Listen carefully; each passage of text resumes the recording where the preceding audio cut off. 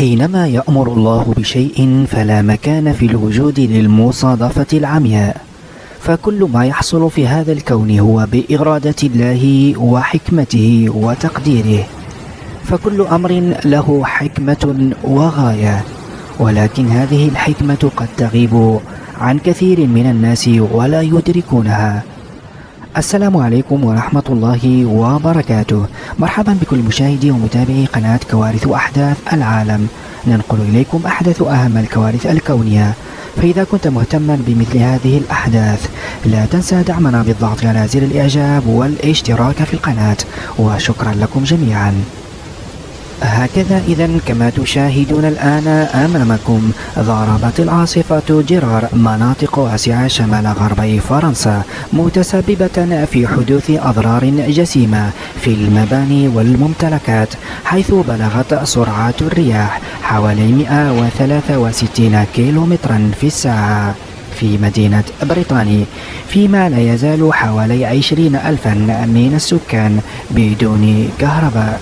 وقد أعلن مركز التنبؤات الفرنسية أن العاصفة جيرار قد عبرت الشمال، فهي الآن في اتجاه دول بلجيكا وألمانيا بسرعة تتجاوز 100 كيلومتر في الساعة.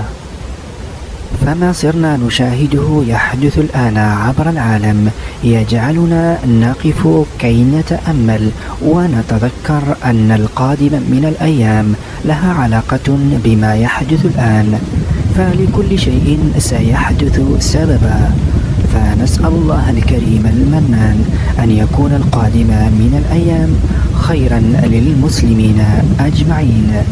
إلى هنا أقول لكم دمتم سالمين وآمنين، وفي الختام لا تنسوا الصلاة والسلام على رسول الله صلى الله عليه وعلى آله وصحبه وسلم. أترككم مع هذه المشاهد.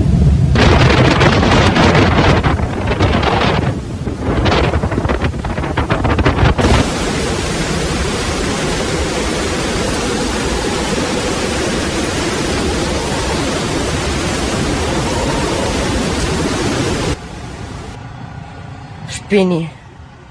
Mein Gott. Oh. Scheiße.